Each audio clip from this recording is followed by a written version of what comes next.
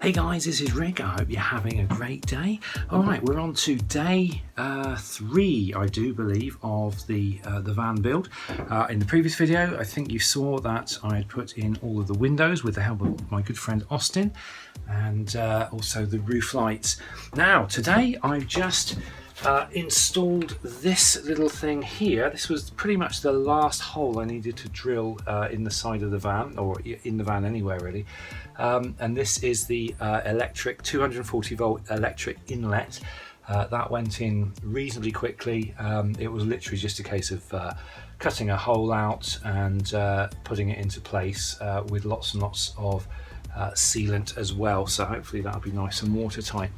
Now I've managed to get hold of this stuff. Now this is, if I can hold it and film it at the same time, this is like 2mm neoprene, which is kind of like wetsuit material, and it's like a spongy material, and it's self-adhesive, and I've got a whole roll of that, and I've literally just finished lining the inside of this area here. This was bare metal, and one of the things that I've learned about insulating the van and making sure you don't have any rust issues or water problems where water condenses on the walls, basically you have to eliminate raw surfaces. Now in the winter, these surfaces, this is the outside skin of the van, this will get ice cold. Any moisture, say for example from your breath or from the kettle or from anywhere where there's moisture around, if the moisture settles on that, it will turn into water. Now what can sometimes happen is that water, if there's no vapor barrier, water will land on there, it will condensate, become water, and then it will just kind of roll down and start going in all the little nooks and crannies and rusting everything. And the idea is that I'm going to be using the insulation material, and then I'm going to be using a vapor barrier, but any moisture will not go beyond this vapor barrier point. So everything behind here should hopefully stay nice and dry. But up here there was exposed roof, and any moisture would have condensated on that and would have turned to water, and then I could have had all sorts of issues. So I've just basically sealed that up. Okay, it's the next day, just a little quick catch up for the work that I've done today. A lot of the conduit has arrived, so I've been able to plumb that in now. So this one runs right to the front of the van. I've got a load of cables, they're just tucked behind there at the moment, but I've got a load of cables now fed around the van, including the two going up to the solar panels on the roof, which I'll show you some photographs of now. The solar panels are now stuck permanently on the roof. I stuck them on with sticker flex. These are two 100 watt semi-flexible solar panels, and they're so flat to the roof that they're practically, you just can't see them from the ground. So they're kind of like stealth solar panels. And I've also left enough room up there if I want to add a third solar panel later on, I can do that. Now I've also been stuffing a lot of these ribs and everything with the insulation. I've left a few open still because I'm still waiting on some electrical cable to arrive, and that hasn't arrived yet. And when that does, I'm going to be plumbing in some wires into these ribs before I then stuff them with this stuffing. Stuffing went in really well. I've also stuffed down into the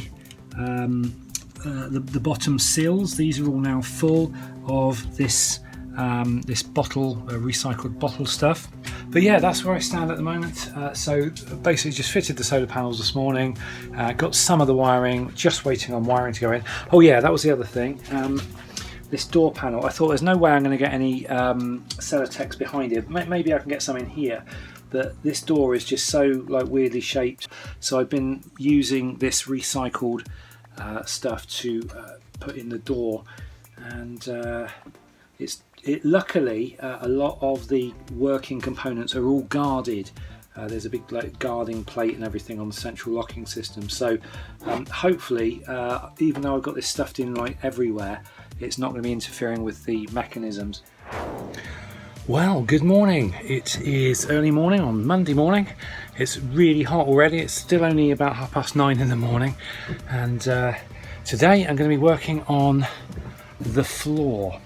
I've got 25mm Kingspan Celotex board arriving later today, and unfortunately the supplier I was originally going to buy it from, Wix, they let me down, and they basically kept me hanging around for about a week waiting for this stuff to arrive. It never arrived, so I managed to source it from a different place, and like I say, that's going to be delivered today. Now I'm going to be using 25mm on the floor and on the ceiling, and then I'm going to be using 50mm on each of the walls.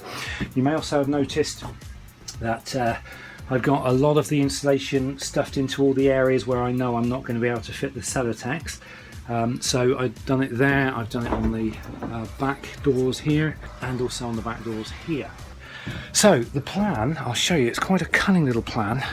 If I can put you down for a second, hopefully somewhere you're not going to fall over. Right, let me go and show you what I'm doing. Okay, I bought this wood, which is 34 by 34mm, and this takes into account the size of the ribs and the size of the Celotex. If I show you down here, hopefully you can see, this is going to sit between ribs.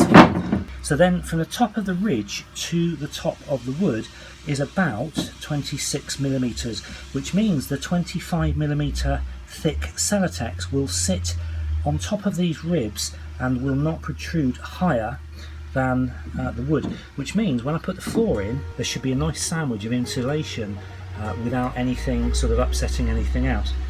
At least that's the theory.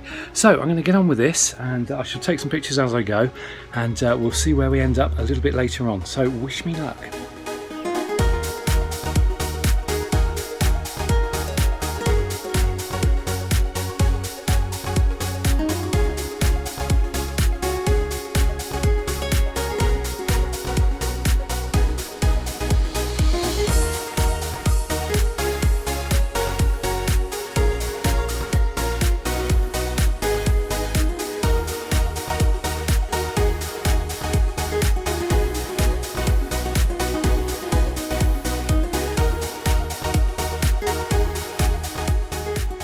Right, that's all done, and as you can see it below me, just need to put the boards on now.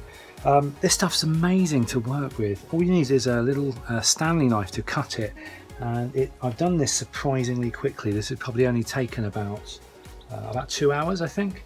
That's including gluing down all the battens. I never bothered gluing the Celotex down, basically because it's all wedged in. It's all quite a nice tight fit. Oh, the one thing I do have to do before I do this, I need to get the silver tape out. It's like silver self-adhesive tape, and then just go over everything so it becomes one giant vapor barrier, and then it's ready to cover up. So I'll get that done shortly. There we go, all finished, and let me step away. You can see how it all looks, and oh, I'm exhausted. My back is just about finished. I've been crawling around on my hands and knees doing this. It's absolutely back-breaking work, but it's done, so I'm very, very happy. The ironic thing is now I'm going to put the floor on. Once that's down, it's going to seem like I haven't done anything, yet I've spent the entire day putting all this out. So I'm going to get the floor on, and then hopefully I can walk around on this and get the rest of it done at my leisure.